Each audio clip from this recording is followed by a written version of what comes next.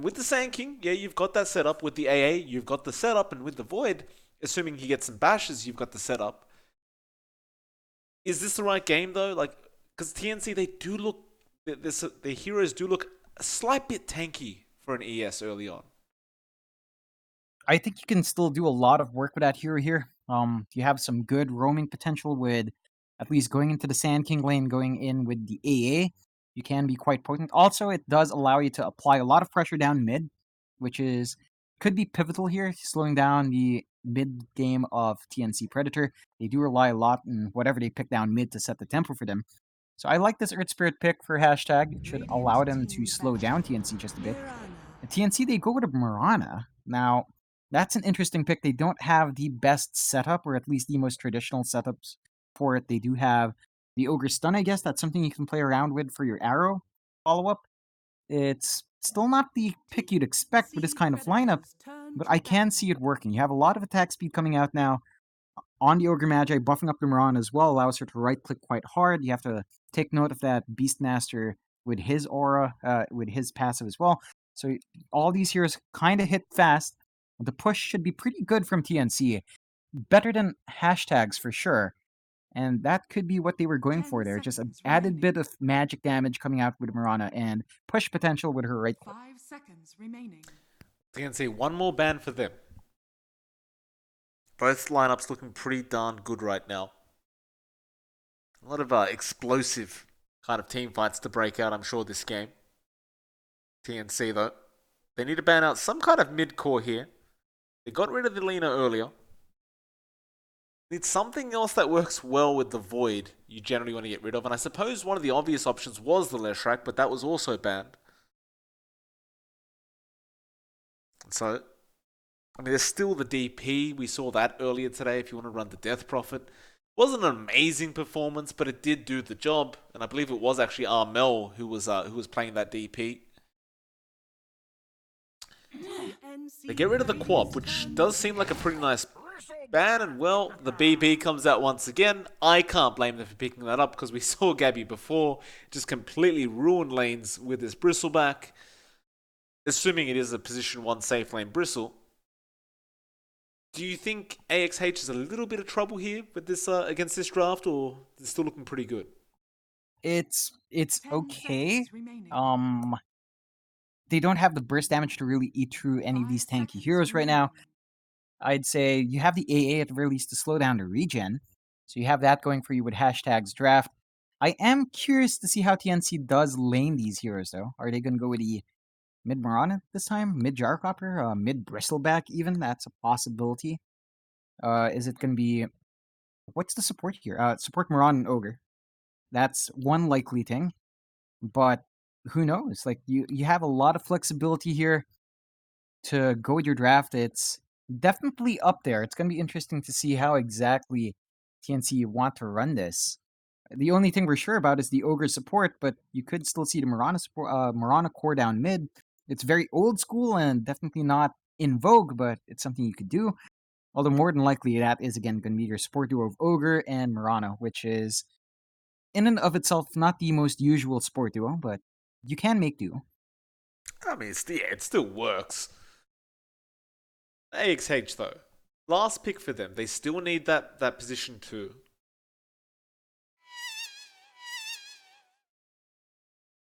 Alpha, they are just letting this reserve time tick down quite low as they think about it.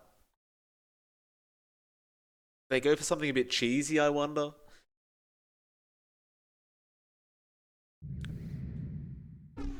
No, they do not. They go for the puck, which we saw Nothing to Say play pretty decently before. And he really did set up for the team. So it makes enough sense. Overall, I suppose before we get into the game, John, what draft inspires more confidence in you? I'm gonna have to say TNC's does overall. I think you have a lot going for you with the Gyrocopter Ogre Magi combination coming out. The Bristleback should have enough space to just be effective as well. Um, I think you can definitely start getting that early momentum fast with what TNC has. Alpha, they're gonna have to wait in their Void to get big. They're gonna have to wait for level 6 on their AA, on their Sand King as well, if they want to take those early team fights. Nothing to say should have a good time down mid. He should definitely just be able to find what he wants for the most part. But beyond that, you're really riding on the back of Void getting that good farm, good timing. Miracle has to play on point with those Chronospheres. Like the best Voids we've seen so far, never hesitate to use that Chrono, right? They understand when to use it at the right time. They know when to be with their team to find these kills. Then they go back to farming. It's all about tempo with maximizing the Void. We'll have to see that coming out from Miracle to really solidify that hero pick. But otherwise, if you're just talking about that constant aggression that TNC likes to pull out, their draft fits that style much better. I have to agree with you on that. It does seem that way to me as well. Just again, from the previous games that we have seen with TNC, the way they've been playing today, and just the draft overall, it does look pretty darn good. But again, we've seen so much greediness from AXH that I'm so happy to see a standard draft that we haven't had the pleasure of seeing today with them, and I'm just kind of wondering how they perform with these kind of drafts now. So it's kind of hard to say who you really like in the end, just because we haven't really seen AXH play this kind of draft today.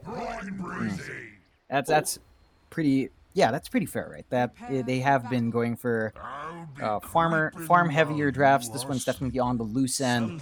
TNC, and they always keep it kind of loose, right? They are running the mid gyrocopter for Armel, so that's going to be an interesting matchup for our puck. Nothing to say. Gonna be interested to see how he reacts to this. Now, mid gyro can actually be quite annoying to deal with. I mean, he's a great laner, so that actually translates quite nicely to mid. And Armel, up against the puck, I don't think it's gonna be too hard either way. It should be a bit easier for the puck earlier on because their base damage is a bit better, of course, significantly better. So if Nothing to Say can abuse his positioning and spell use, he should be able to zone Armel out just a fair bit, if not waste his regen. Yeah, fair call. We'll see a lot of heroes, or a lot of bodies rather, up at the top lane, and Gabby already trying to see who he can suss out up at this top bounty spot. Quite a lot of heroes around him though. He probably won't want to walk down there. Neither will March on the Ogre. And they'll just allow these top bounties to go the way of AXH, as they've already got the bot bounties secured as well. So it looks like a very, very even start between the two teams. No fighting over these boundaries this time around. Yeah, absolutely. Even trade, just like the gentlemen they are. And they're going to be happy with that. I'm actually pretty interested in what Velo has. And he is ready to trade the Sentry Ward game here. He does have 2 sentries up, so he wants to get himself that good start in lane.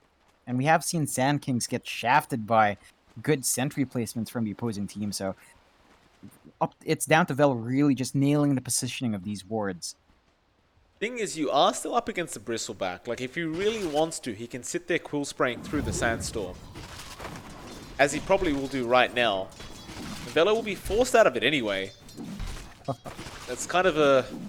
It's the unfortunate thing, right? Like, sometimes you don't even need detection. You could just use your abilities, believe it or not, and it works out. Velo, well, he's going to have another 20 seconds or so of no sandstorming. It's a rather unfortunate beginning to his lane. Because we do see Paulson already pulling a creep wave over behind that tier 1 tower anyway, though. But it looks like Gabby has already gotten very, very aggressive. Forcing the salve out from Velo. Gabby, he's got plenty of mangoes to go, so it looks like he's not going to stop this aggression anytime soon. And neither is March. He's not going to leave Paulson be. Yeah, I like seeing this from March. This reminds me a lot of the gameplay coming out from Genesis. I believe March did the exact same thing as well. It's kind of being a nuisance like that, and he is really making Paulson pay for this pull. It's probably not paying off too well for this Earth Spirit, actually. Doesn't seem that way. March just going to stick around, try to get those last hits off himself. Paulson will do the exact same. So they're essentially just going to trade until March. He's probably going to pull the creep wave now himself. Paulson is actually getting low. Meanwhile, Gabby finds Velo, gives him the tip as well. Oh boy. And that's his bottle as well. So Gabby has all the sustain in the world in this lane. He can keep spamming out. He's not going to want to kill himself off to the tower. He's off to a very good start up here up top. He certainly is. Very reminiscent of the last game we saw. Meanwhile, bot lane, KP, going to be up against Miracle, and of course the AA being played by Winter. And things are fairly standard here. It's just a just a trade lane. Miracle is going to struggle a bit, of course, up against KP and all his balls that he's going to be spawning up, which is, I guess, just going to try to do his best to help him out. But it's still a very hard lane nonetheless with the Beastmaster. It definitely is, right? It's always annoying laning against this guy because of those added summons, and the damage does pile up. Now, Miracle's not struggling too much this time around, so he's getting himself some good farm. At the same time, KP is not slowed down at all, and he's soaking up mainly solo EXP, so he's going to be happy either way. They have rotated Paulson down on the Earth Spirit as well. Tims could be in trouble if they do choose to roll in. They have the cold feet available on Winter, and he does go for it, but no, Tims, he was expecting that and just waited it out. Nice dodge from him. Paulson now going to cop some right clicks on the backside. Tims will happily just walk away alive. Yeah, definitely. Up top as well, Velo is trying to get a pull. Nothing to say? Yeah, I mean, RML, good on you for tipping that. That was a very strange play from Nothing to Say. He kind of just stood in the rocket barrage, phase shifted, orbed away, but not orbed far enough, and RML just took the kill. That's really unfortunate. I mean, it's already a rough lane for Nothing to Say. For the most part, he's not really winning out over Armel as much, and that does give Armel a slight EXP edge. So we're past the point where Gyrocopter is kind of weak in lane. This is when he's strong now. Level 5, his spells are up, and he can do a lot more. The Puck has kind of lost that early advantage. Oh, Velo, he's just in trouble. Yeah, he's... I mean, they traded sentries. Gabby gives him the kiss. Oh, no. It's... I mean, Gabby's level 5. We saw this the other... Just a few hours ago, John. Gabby's now level 5. He's... You can't contest him in lane. You're a level 2 Sand King now. Level 2 up against level 5, John. That doesn't add up very well for the Sand King. Definitely doesn't, Mike, and that's just rough. There's not much Velo can do. I'm surprised they're not doing a lane swap, but I guess it's never going to be easy no matter what lane you're in. And they'd rather have Velo have a hard time than Miracle, which is fair enough, right? You want your Void to have that good start. We've been talking about that Void every time it's picked up, that it depends on that snowball start. So you'd rather have the Sand King cop that bad lane and give Miracle as good of a lane as possible. Paulson right now is right underneath a Hawk. KP not level 6 yet, so can't really do much about it. Paulson gonna roll in, get the bounty rune. Nice roll, but he may end up giving his life away for that as March is gonna rotate in as well. Has the Fire Blast available. Arrow is there from Tims, of course, and Paulson can't really get away from that one, so he will end up going down. Meanwhile, KP ends up finding Winter on the AA as well. That's going to be 2 more kills and make that 3 as Gabby finds another across the map, making a 0-6 now for TNC and a 2k net worth lead. Yeah, this is just bullying Velo at this point. He's still level 3 on that Sand King. Mid lane, Paulson, bad roll, misses it. Nice kick though. They will be able to find the kill on the Gyrocopter at the very least. Bot lane, Miracle's in even more trouble. He will time walk away though, as they don't have the Roar available on the Beastmaster. So they do find a very important pick off onto Armel, because he was getting probably a bit too much farm considering the lane he has. Yeah, definitely so. It's good to apply pressure onto that Gyro.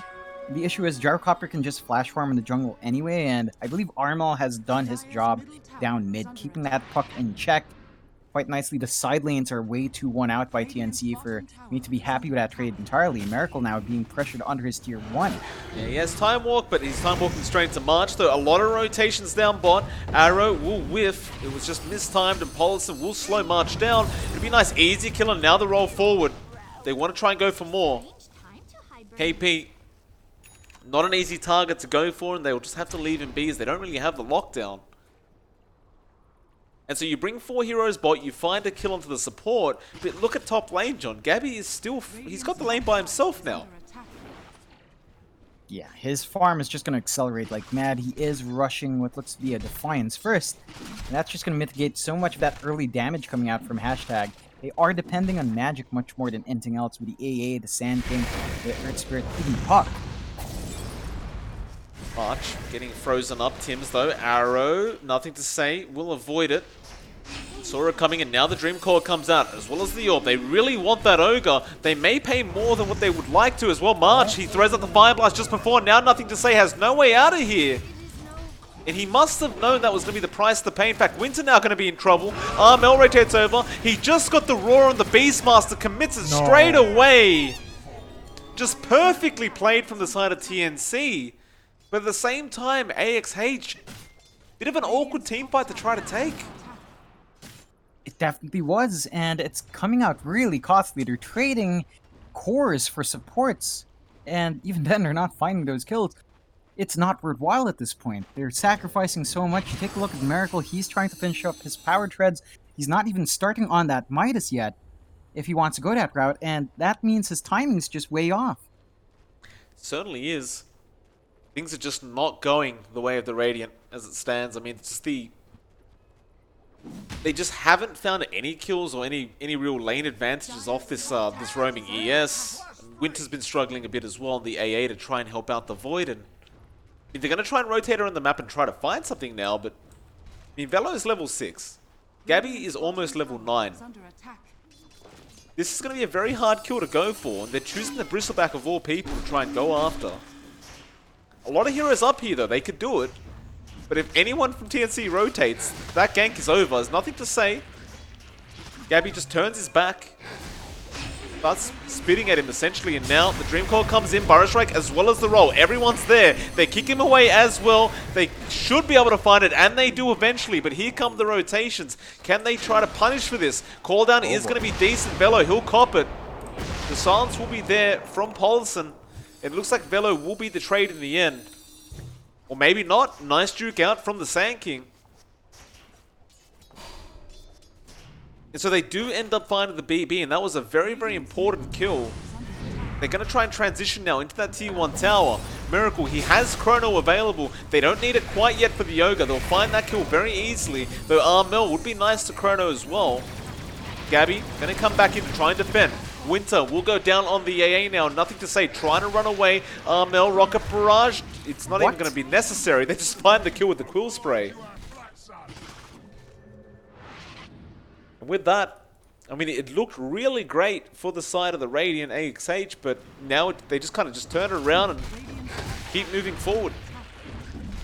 It's a bit of a shame. They commit a lot of resources up top. He did give a lot of space to KP to just farm out that bot lane. He is just about done with his Necro level 1. So he can actually accelerate his farm, accelerate his push as well, and apply a lot more pressure on lanes. So they just found 4 Bannerins as well. Velo going to get caught out by an arrow from Tims. Oh, Gabby man. will pick up that kill once again. Gabby now 6-1, 0 assists. But that doesn't really matter.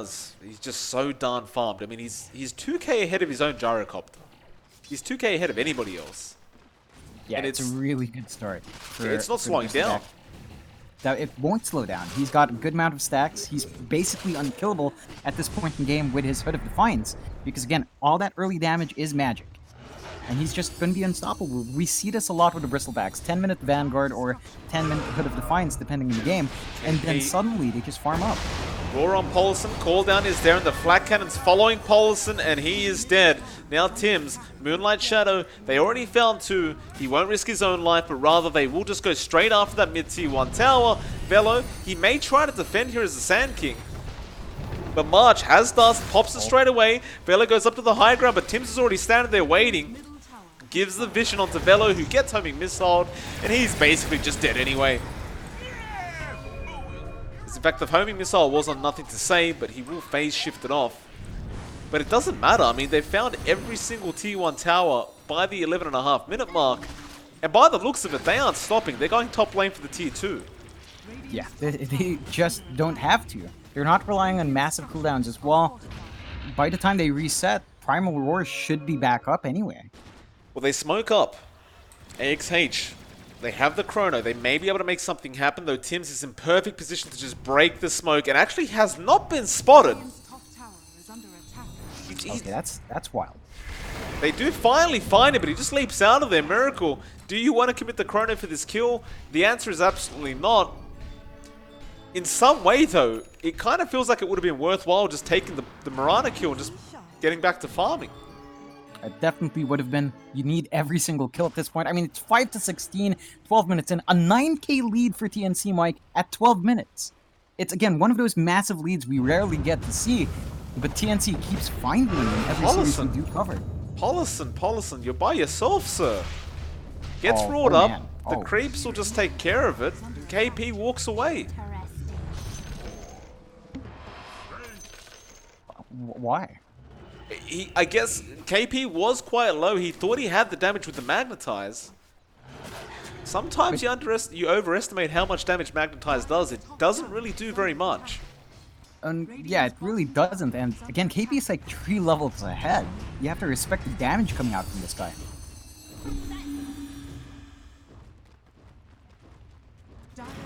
Arrow. Oh my, nothing to say. Whew, he would have felt the wind on that one before he got out. I mean, while all that's happening up top, you see a split push going on down bot as well. Armel just farming up, clearing out the waves, doing some considerable chip damage on that tier 2. We do see Miracle trying to hang out, trying to get some farm for himself. He has 2 Midases queued up, just in case, Mike. Well, he's got to catch up somehow, John. Works, doesn't it? It definitely does. I've seen people go 6 Midas once. 1 glove for each hand, sir. Absolutely. Absolutely. Oh. Gabby. So darn tanky right now. And looks like they're going to go for another team fight, TNC.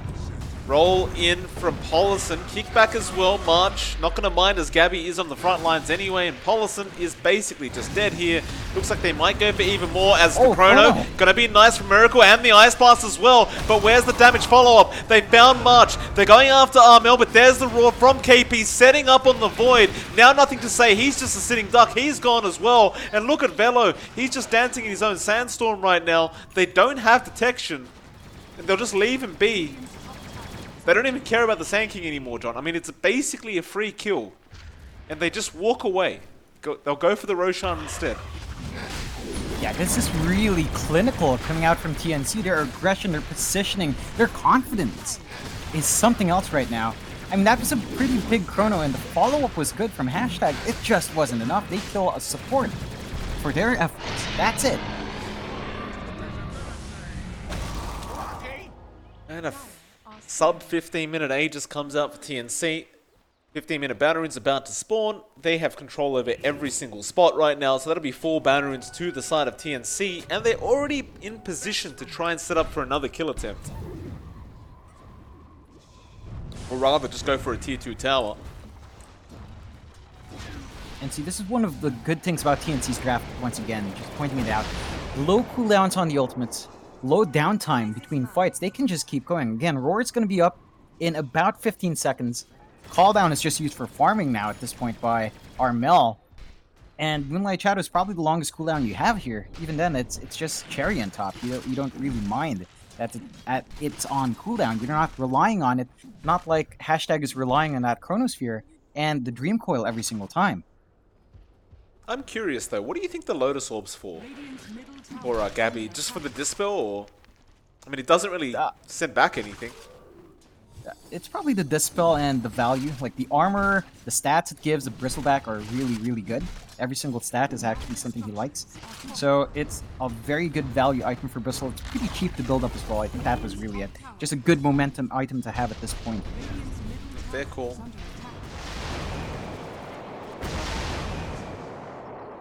You weren't lying when you said Armel was just farming with cooldown. He literally is just farming with cooldown. Oh yeah. I mean, the cooldown's so low, and again, he doesn't need it in the team fights. It almost feels like he doesn't need it. Well, they'll start pushing in through the mid lane now, TNC. And the bot lane as well. I mean, why not? Armel will take the mid. The bot gets taken by Gabby. They're going to try and gank Gabby. Dream Coil is there. Roll misses, though. They can kick him out of that Dream Coil, but it's about to wear off, and now the Lotus Orb comes in handy. The Burrow Strike. Gabby just unaffected by all this. Paulson TP's out of there. Velo is just dead once again in the Sandstorm. And nothing to say is running the complete opposite way to his base. He's going to clear out the creep wave, and he's going to TP back home. But this is slowly but surely looking like a lost cause, John. 18k net worth lead. for TNC, Dota Plus has already given up. 100% chance that the Dire win.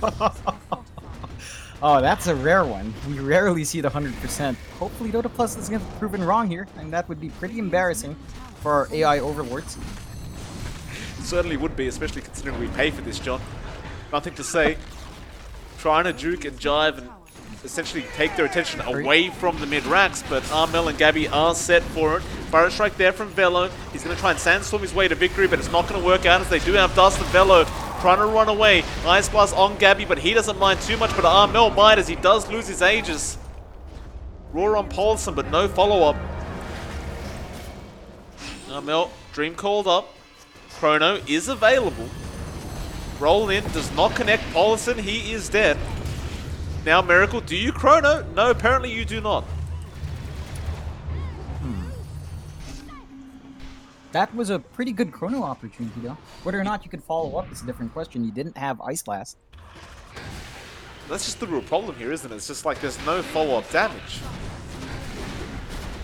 They did have Epicenter, though. You could throw out the Chrono, channel Epicenter outside, Burrow Strike in, get stuck there, but do the damage. It's a level 1 Epicenter, though. It's. I mean, I see your point. I actually don't know if it would have been enough. I don't reckon it would, but at this point you've got to try, right? You've just given out your mid-racks basically for free. You take the Aegis out, that's all well. But, again, TNC, they just need 20 more seconds to take a fight again. They're just waiting on Roar. Mid lane. Velo. He's had a rough day. We'll just run Arrow. Tim's just on point. Poor Velo. Will end up going down. Tim's will be the one to pick that up, and rightfully so. That was a perfect arrow from him. With that, I mean, where do they go now? Just go up top, I guess. Like, AXH are doing a great job of split pushing and just making sure these waves don't come near their base.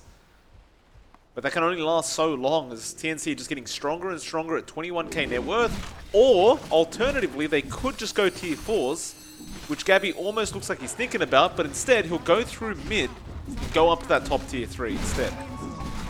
Yeah, the towers are exposed just because those creeps did touch the high ground for a bit. So they're going to be able to at least take out this tier 3. Possibly the racks, they are going quite fast. I mean, how do you kill Gabby? That's the thing. He's got a solar. He's got the solar crest as well. Moonlight Shadows there. Chrono committed. Don't hit him at the back, so you got to hit him at the front. Miracle. Ice Blast will come in. Burrow Strikers wants a lot of damage on Gabby, but Armel following up to try and help out his teammate. He's still alive, Gabby. He's gonna walk out of there. And that's the GG call. 20 minutes, Mike. 20 minutes, 6 to 27, 25k lead for TNC. I am speechless. That is just outstanding gameplay coming out from TNC.